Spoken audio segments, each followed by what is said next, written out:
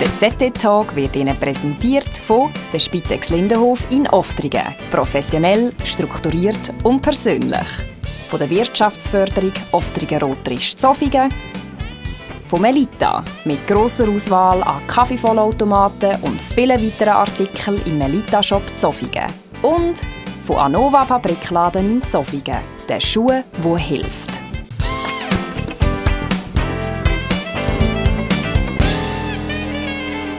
Die Zukunft vom Spital Zofingen beschäftigt die Region weiter. Gleichzeitig steht der Kanton kurz vor Wahlen. Herzlich willkommen zu dem ZT-Talk. Eine gute Gelegenheit habe ich gefunden, die Politiker aus der Region in den Talk einzuladen, die seit rund 4 Jahren in der Gesundheitskommission vom Grossen Rat sitzt, vorher rund 10 Jahre in der Bildungskommission gesehen, und sie ist gleichzeitig Präsidentin von der kantonalen FDP, heute bei mir im ZT-Studio wieder einmal. Sicher nicht das letzte Mal. Ich freue mich, dass sie da ist. Herzlich willkommen, Sabina Freiermuth.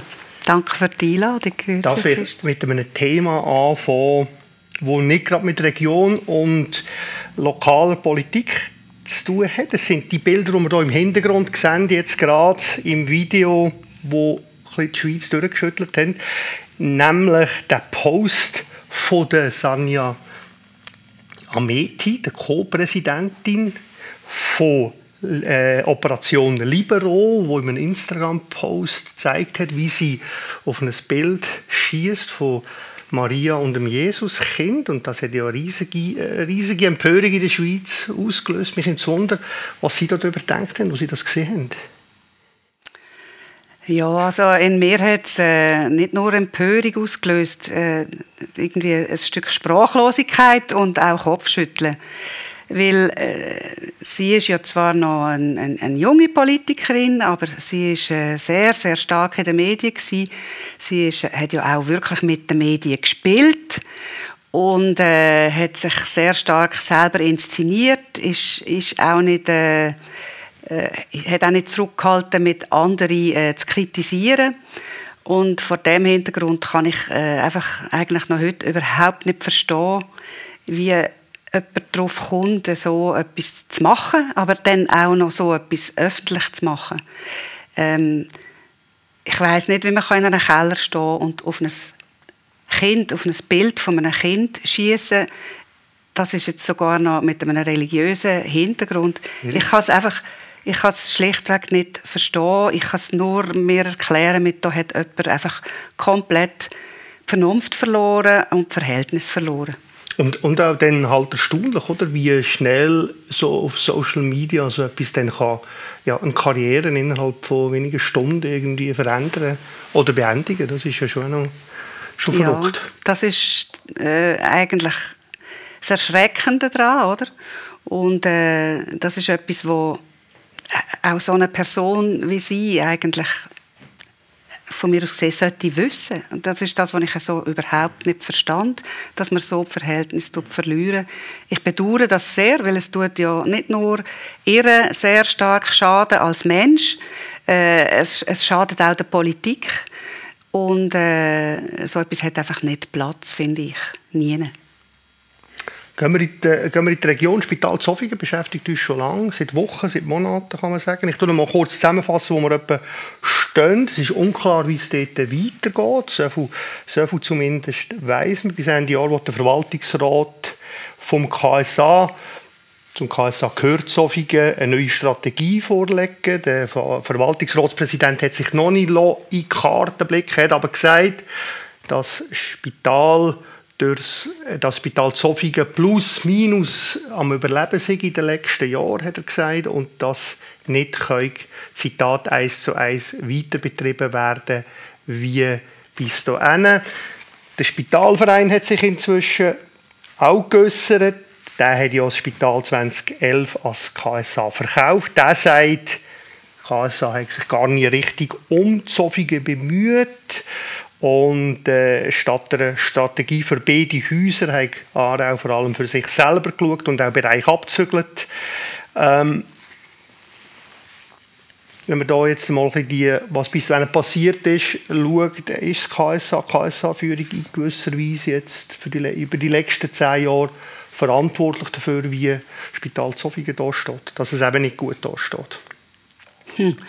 Also es gibt ja ganz verschiedene Ebenen in dem Ganzen innen und über allem steht sicher einmal, dass die schweizerische Spitallandschaft im Umbruch ist. Das wissen wir alle, das wissen wir seit längerem. Die Spitäler die können nicht mehr gewinnbringend arbeiten, so arbeiten, dass sie auch ihre Investitionen selber tätigen können. Das müssten sie laut der neuen Gesetzgebung müssten sie ihre Investitionen selber tätigen. Und vor dem Hintergrund stehen aber alle Spitäler. Und es ist auch nicht so, dass jetzt das Spital Zofingen kostenmäßig nicht gut dasteht. Das ist ja nicht einfach beim Spital Zofingen so. Wir haben letztes Jahr das KSA alimentiert, der Steuerzahler mit 240 Millionen Franken. Und alle Spitäler stehen vor dem gleichen Problem. Jetzt ist das Spital Zofingen aber 2011, Sie haben es vorhin gesagt, veräussert worden vom Spitalverein. Und die FDP hat dort, ich habe das letzte gerade wieder vorgeholt, eine Medienmitteilung publiziert und hat genau vor diesen Gefahren dort gewarnt, nämlich, dass Zofingen könnte zum Spielball werden von dieser Aarauer, sage ich jetzt, Politik. Und da ist ja nicht nur das KSA, sondern wir haben auch einen Regierungsrat, der einen klaren Auftrag hat, den Kantonsspitälern gegenüber, der aber auch verschiedene Rollenkonflikte hat. Er ist nämlich nicht nur Eigentümer von den Spitälern, sondern er ist auch Leistungsbesteller und er ist Controller und hat noch verschiedene andere Hüte an. Und das haben wir immer kritisiert. Und jetzt kommt da eine Entwicklung, wir sehen das auch schon länger kommen, die wirklich uns Sorgen bereiten muss, weil es könnte wirklich sein, dass das Spital Zofingen jetzt mitgenommen wird in die ganzen Probleme und eben selber jetzt nicht mehr die Möglichkeit hat, sich auch zu wehren, weil es ist ja nicht einfach, es ist nur noch ein Bereich vom KSA, oder? Es ist keine eigenständige Körperschaft mehr in dem Sinn. Jetzt der Spitalverein macht sich da ein bisschen einfach, wenn er sagt, wir fordern, dass das Spital einfach 1:1 so weitergeführt wird. Also da hätte ich jetzt ein bisschen mehr erwartet, eigentlich, muss ich sagen. Das sind ja auch Leute, die im Grossrat waren, die selber in der Gesundheitskommission waren, viel eigentlich schon hätten können bewegen, wenn das so einfach gewesen wäre. Und das ist ja nicht passiert. Ich bin der Meinung, man muss einfach so ehrlich sein, auch zu sagen, auch Zofingen wird sich verändern. Auch das Spital Zofingen wird sich verändern. Was wir jetzt aber verlangen dürfen, ist, dass der Regierungsrat und der Verwaltungsrat von der KSA auf Augenhöhe kommunizieren mit den Verantwortlichen in Zofingen. Und das kritisieren wir, dass das jetzt in den letzten Monaten nicht passiert ist. Aber da nehmen wir den Regierungsrat genauso in Pflicht wie der Verwaltungsrat. Weil der Regierungsrat ist Eigentümer. Aber es geht ja noch relativ lang jetzt, viel Zeit noch mal ins Land, bis Ende Jahr. Haben die Zeit, die Führung, die neue Strategie auszuarbeiten, dann müssen sie es im Regierungsrat vorlegen. Da geht es vielleicht noch mal einige Monate, bis klar ist, wie es weitergeht. Kann das sein, dass es so lange geht? Das ist wirklich sehr bedauerlich und das schadet im Spital Zofingen auch sehr. Weil die Strategie hätte eigentlich schon letztes Jahr da liegen und die ist nicht da, weil in Zofingen Fehler passiert sind, sondern die Strategie ist nicht da, weil im KSA so viel Unruhe war in den letzten Jahren, dass es sehr viel Wechsel gegeben hat in der Spitze und man vielleicht einfach schlichtweg keine Zeit hatte für das Spital Zofingen. Und da nehme ich auch den Regierungsrat in Pflicht. Weil der Regierungsrat ist am Schluss in der Verantwortung als Eigentümer, dass das Spital die Strategie herlegt, wo eben auch einen Standort Zofingen einbezieht. Wir warten nicht seit Monaten, wir warten seit über einem Jahr auf die Strategie.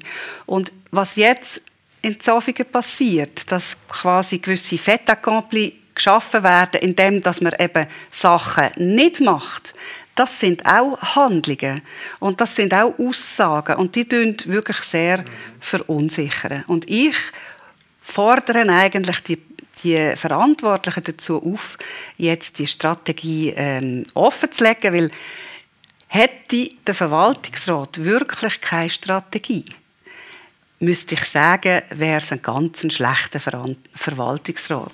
Ich bin überzeugt, dass die Strategie da ist. Die ist vielleicht noch in Szenarien da, aber die Strategie ist da und ich erwarte vom Regierungsrat, dass er verlangt, dass die Strategie jetzt offengelegt wird. Auch wenn man das vielleicht noch in Szenarien machen muss. Aber das ist ein ganz wichtiger Arbeitgeber bei uns in der Region. Wir haben es verdient, dass wir eine Gesundheitsversorgung haben, die funktioniert. Da gehört ein Spital Zofingen dazu. Wir haben uns übrigens auch in der Gesamtplanung vom Kanton, gerade eben die gesundheitspolitische Gesamtplanung, dafür ausgesprochen, der Grosse Rat, zusammen mit dem Regierungsrat, dass es weiterhin Regionalspitäler wird geben. Also soll man doch jetzt einfach sagen, das kann gut sein, dass es gewisse Leistungsbereiche gibt, die nicht mehr weitergeführt werden. Aber eine Altersvorsorge, eine Grundversorgung, die wird bleiben in Zofingen. Die muss bleiben in Zofingen. Und wir erwarten, dass wir jetzt die Informationen bekommen. Hat sich der Stadtrat noch ein bisschen mehr ins Zeug legen? Ich würde es vom Stadtrat erwarten. Ich weiss, dass der Stadtrat sich jetzt in den letzten Wochen auch hier bemüht hat. Aber es wäre natürlich gut gewesen, wenn der Stadtrat schon in den letzten Jahren sich mehr eingesetzt hätte. Das vermissen wir. Man kann immer besser werden, aber der Stadtrat hat hier eine Verantwortung für die ganze Region und er hat wirklich auch die verschiedenen Gemeinden, wir haben Leistungserbringer hier in der Region, oder? Und dort müsste er wirklich eine führende Rolle übernehmen und auch mitreden wollen. Wir haben das übrigens in Bruck gesehen, wo dort ja das Spital geschlossen worden ist. Dort hat sich wirklich die Politik auch und die Exekutive von der Region, dort sind auch Unternehmer gsi, die sich aktiv nachher eingesetzt haben. Und dort ist hat das auch zu einem Guten geführt werden können, indem dass man dort jetzt ein Gesundheitszentrum hat, das ambulante Versorgung macht. Und so etwas müsste man anfangen planen. Und da kann man nicht einfach warten, bis dann irgendwann einmal so eine Strategie kommt. Und von irgendwoher quasi von außen auferlegt wird. Okay. Genau. Wenn wir noch ein paar andere Themen ansprechen, Frau Freimuth. Können wir gut machen. Sie sind ja im Vorderwald gesehen mit der Partei, am Parteitag. Dort haben Sie auch geredet zu den bevorstehenden Wahlen, welche Themen der Partei und Ihnen wichtig sind. Ein Satz daraus ist mir aufgefallen, dass Ihnen nämlich auch die Sicherheit am Herzen liegt. Und dort haben Sie, glaube ich, selber erwähnt, die massiv steigende Zahl der Einbrüche, die man beobachtet hat, zunehmend in den letzten Monaten. Und man muss es ja sagen, das hat ja auch mit illegaler Migration zu tun. Ganz konkret jetzt nachgefragt, was schwebe Ihnen dort für Massnahmen, für Rezepte vor, um den Trend zu brechen, umkehren? Also, Sie sagen es recht, oder? Wir haben einen Kriminaltourismus einerseits, jetzt gerade im Aargau, weil wir an der Grenze sind, oder? Da kommen Gruppen, Banden zu uns rein. Kann man feststellen, der Autobahn nachher, dass da einfach wirklich Hotspots sich entwickeln, wo die einfach gehen kleine Einbrüche machen, auch Autodiebstähle, auch Einbrüche in Auto und dann verschwinden sie wieder, oder? Und das ist etwas, was das Sicherheitsgefühl der Leute wirklich ganz arg strapazieren. Wir haben aber auch selber natürlich im Aargau Leute, Migranten, die da sind, wo sehr viele, die wissen, sie werden nie einen positiven Asylentscheid bekommen und die da sind und die auch delinquent werden. Und das ist etwas, was mir grosse Sorgen macht, weil wenn wir das nicht in den Griff kriegen, dann wird unsere Bevölkerung auch die humanitäre Tradition, die die Schweiz hat, wo wir wirklich denen, die an Leib und Leben bedroht sind, eben den Schutz gewähren, dann wird die Bevölkerung auch für das nicht mehr offen sein. Und wegen dem müssen wir eben das, was illegal ist und das, was die Auswüchse daran sind, müssen wir wirklich auch benennen und bekämpfen. Braucht es irgendwie zusätzliche andere Massnahmen? Es braucht vor allen Dingen die Umsetzung von diesen Gesetzen, die wir haben. Ich habe letztens übrigens ein Interview gelesen vom Herrn Blocher. Er hat ich war ganz erstaunt. Auch er hat gesagt, es braucht nicht andere Gesetze, es braucht nicht mehr Gesetze, sondern es braucht die Gesetze umgesetzt, die wir jetzt haben. Und das ist das, was die FDP seit Jahren sagt. Wir haben seit Jahren fahren wir unter dem Slogan «hart, aber fair». Und wir sagen, gebetsmühlenartig, wendet das an. Und das ist etwas, wo... Braucht es möglicherweise mehr Leute dort in diesem Bereich? Das kann sein, dass es in gewissen Bereichen mehr Leute braucht, aber es braucht vor allen Dingen auch die Entscheidungen. Es braucht kurze Verfahren und es braucht auch nachher die Umsetzung, dass man die Leute umschaffen kann, wenn sie halt dann eben einen negativen Asylentscheid hat. Und dort würde ich es zum Beispiel auch begrüßen, dass die Länder, die sich einfach weigern, Leute zurückzunehmen, dass man halt dort auch überlegt, was macht man mit den Entwicklungsgeldern, die in so ein Land fließen. Also wir hätten schon Hebel, aber da haben wir auch ein Bundesamt. Der Herr Jans ist jetzt zuständig für vieles, was da ist. Und da haben wir ein Bundesamt, das einfach teilweise viel redet, aber nicht umsetzt. Ein weiteres Thema, das Ihnen wichtig ist, Bildung. Da ist ja diesen Sommer das Bildungspapier von Ihrer Partei, also von der Nationalen Partei. Die kantonale Partei hat schon letztes Jahr einige Vorstöße in diesem Bereich gemacht. Kann man dort schon jetzt daraus etwas ernten? Also sehen Sie dort schon etwas, das konkret erreicht worden ist? Dank dieser Anstrengung, die Sie da unternommen haben? Jawohl. Also, wir haben sogar schon früher Anstrengungen gehabt. Ich mag mich erinnern, wir haben im 2015 im Aargau einen Vorstoss eingereicht, wo wir gesagt haben, es sollen nur noch Kinder in die Regelschule eingeschult werden, die Deutsch können. Sie sollen vorher Deutsch lernen, bevor sie in die Regelschule kommen.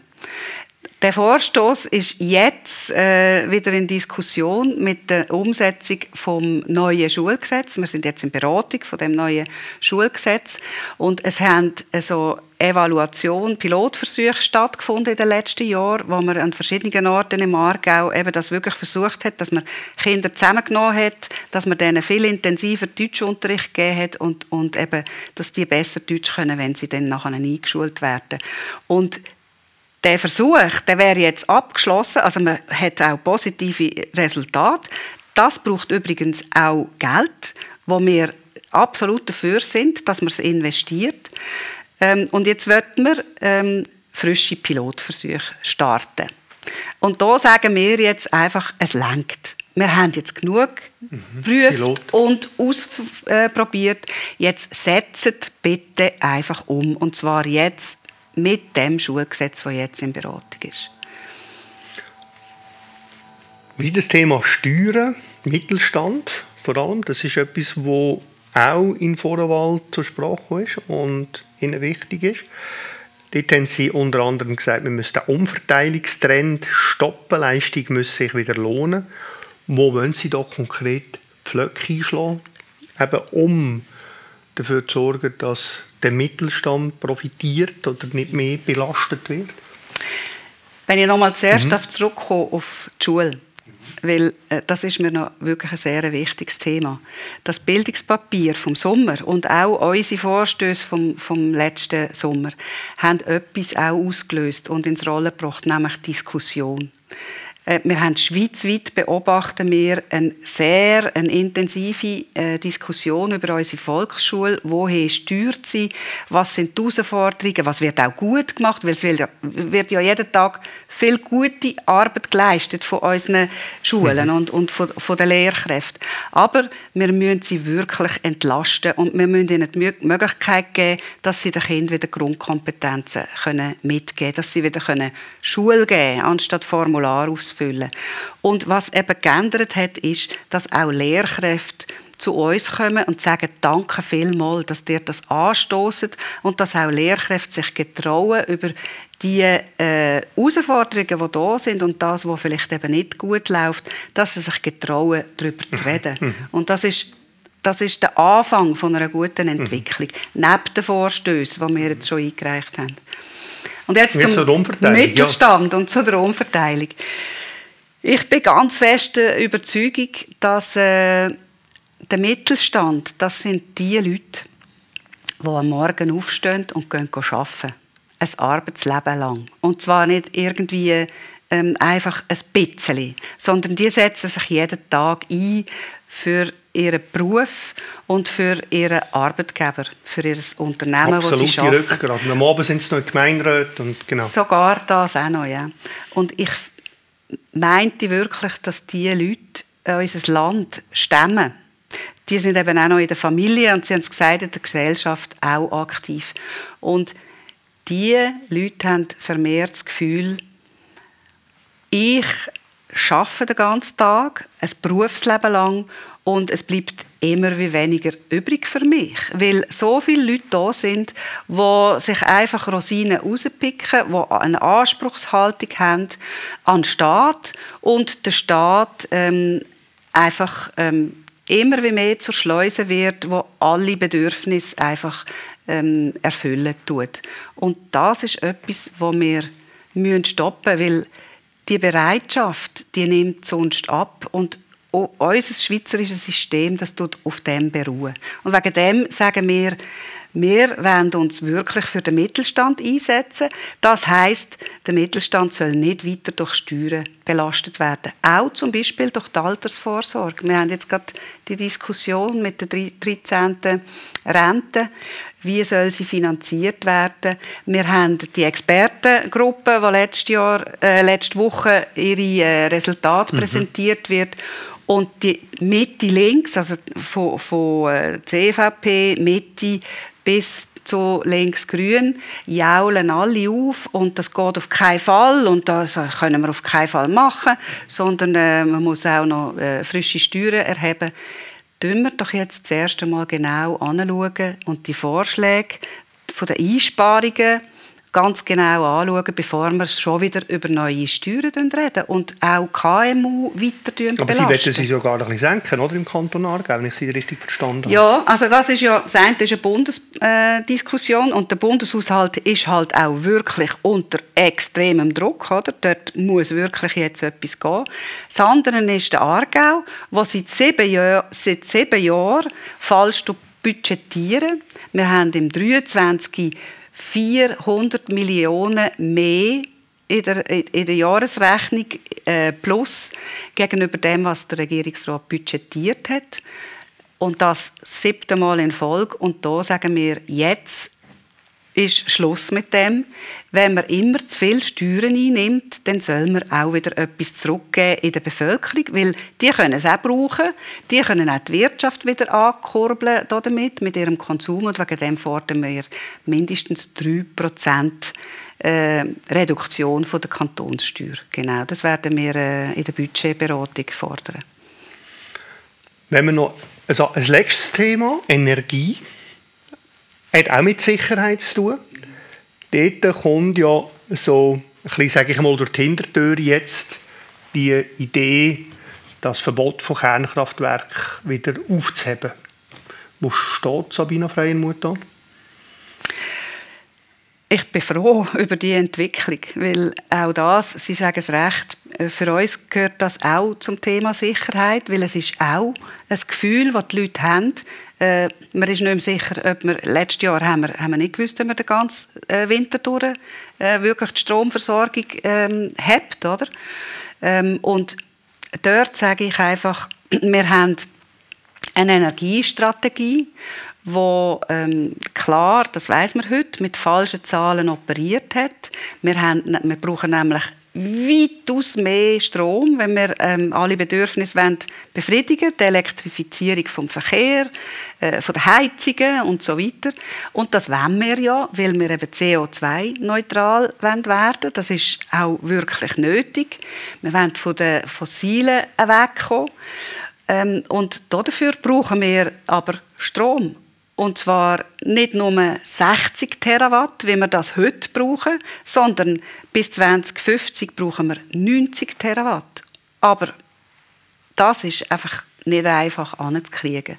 Und da finde ich einfach, das Verbot von Neubau ist fehl in der Landschaft, weil es auslöst, dass auch nicht mehr geforscht wird in neue Technologien. Weil es wird nur in das geforscht, wo man auch Zuversicht hat, dass es Innovation gibt. Und darum müssen wir das Verbot aufheben. Das heisst nicht, dass wir übermorgen ein neues bauen und schon gar nicht eins von dieser Generation, die wir heute haben.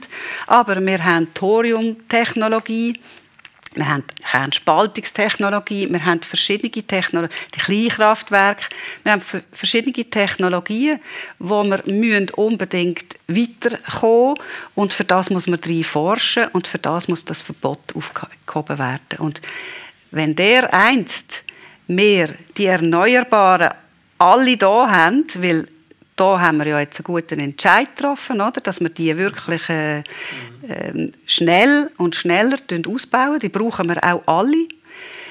Aber vielleicht hilft uns auch dereinst dann einmal Kernkraft, die Lücke, die Winterlücke zu überbrücken. Und das sollten wir uns einfach nicht verbauen.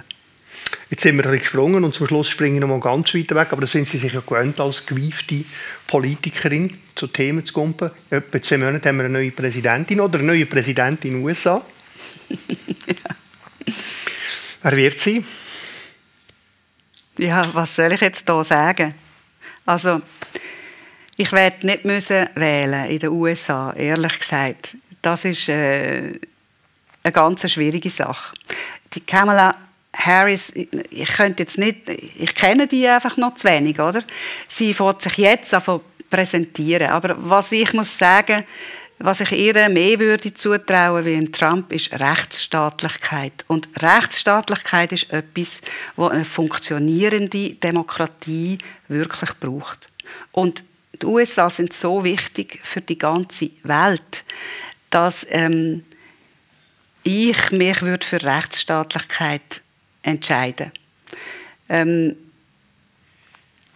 Aber ich bin froh, dass ich dort keinen Namen wirklich aufschreiben muss, das muss ich sagen. Da sind wir gespannt. Im nächsten Tag, wenn Sie da sind, können wir mit dem Thema einsteigen. Dann wird mutmaßlich die neue Präsidentin oder der neue Präsident gewählt sein. Dann können wir dann über das Thema reden. Herzlichen Dank. Merci vielmals für den Besuch im ZT-Studio. Bis zum nächsten Mal. Danke vielmals. Und danke Ihnen fürs Zuschauen. Bis zum nächsten Talk. Dankeschön.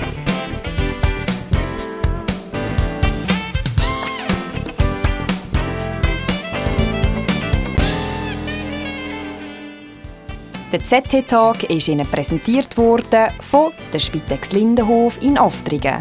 Professionell, strukturiert und persönlich. Von der Wirtschaftsförderung Oftringen-Rotrisch-Zofingen. Von Melita mit grosser Auswahl an Kaffeevollautomaten und vielen weiteren Artikeln im Melita-Shop Zofingen. Und von Anova Fabrikladen in Zofingen. Der Schuh, der hilft.